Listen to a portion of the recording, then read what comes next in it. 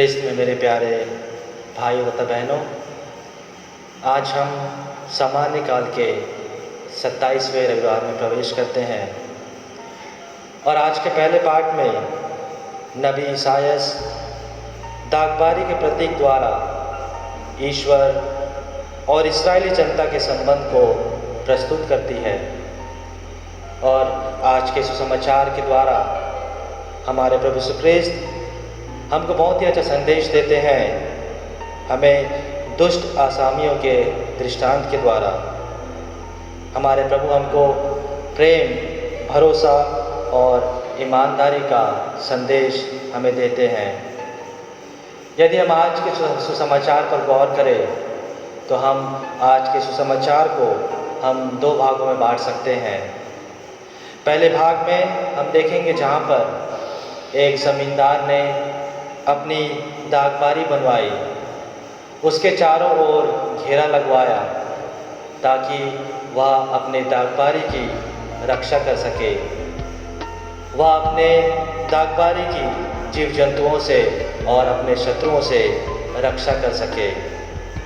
उसके बाद उसने एक रस का कुंड खुदवाया ताकि वह अच्छी फसल उत्पन्न कर सके, अच्छी पैदावार उत्पन्न कर सके। और उसके बाद उसने अपनी दागबारी में एक मचान बनवाया ताकि उस मचान की सहायता से वह अपने दागबारी की देखभाल कर सके। उसकी दागबारी में कौन उसके शत्रु और कौन जीव जंतु प्रवेश करते हैं, वह उस मचान की सहायता से अपनी दागबारी पर नज़र रखा करता था। और यह सब करने के बाद जब उसका काम पूरा हो गया तब वह अपनी दागबारी को उन असमियों के हाथों में सौंपकर वह परदेश चल दिया, यह सोचकर कि वे लोग उस दागबारी की अच्छी तरह से देखभाल करेंगे, अच्छा मेहनत करेंगे और अंत में अच्छा फसल और अनाज पैदा करेंगे। इसलिए उस मालिक ने उन्हें स्वतंत्रता का भी आदेश दिया, अधिकार दिया। लेकिन उन असमियों ने इसके विपरीत कार्य किया। उन्होंने अपना कार्य अच्छी तरह से नहीं किया, वे अपना कार्य ईमानदारी से नहीं किए, वे स्वतंत्रता का गलत फ़ायदा उठाए, उसका गलत लाभ उठाए और वे अपने आप को उस दागबारी का मालिक और राजा समझने लगे। और जैसे ही उनके मन में यह भावना आई, वे अपने आप को बड़ा समझने लगे, तो उनके जीवन में दुख, तकलीफ़ें, परेशानियां आई। वे पाप में गिर गए, वे पाप के भागीदारी बन गए और गलत रास्ते पर चलना शुरू कर दिए।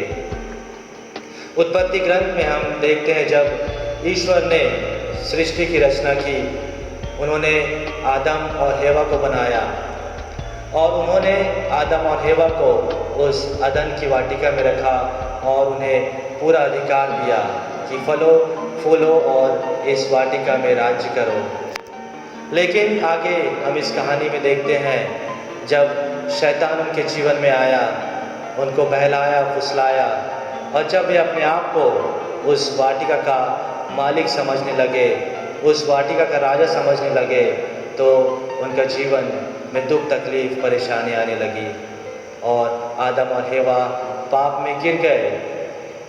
वे अपने जीवन में उस दुख और तकलीफ़ का अनुभव किए जो ईश्वर ने उनके जीवन में उनके पापों के कारण उनको दिए थे।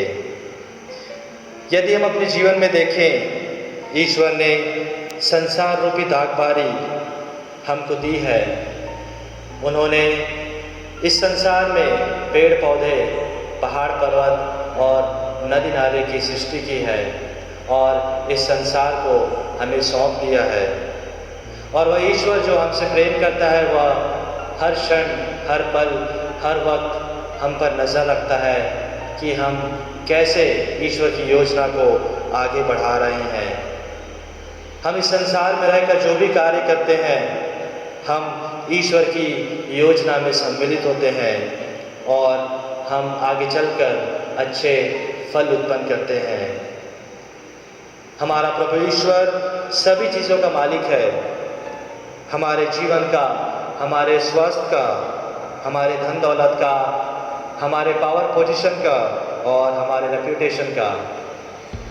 लेकिन जब हमारे मन में यह भावना आ जाती है कि मैं खुद स्वयं अपने जीवन का मालिक हूँ, अपने स्वास्थ्य का मालिक हूँ, अपने पावर पोजीशन का मालिक हूँ, अपने रेप्यूटेशन का मालिक हूँ, तब हमारे जीवन में वह मोड़ आ जाता है।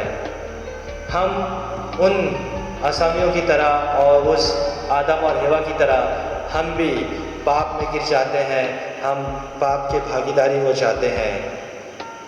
ईश्वर ने हम सभी को यह सुंदर जीवन दिया है, हमको एक अच्छा परिवार दिया है और ईश्वर इन सब के मालिक हैं।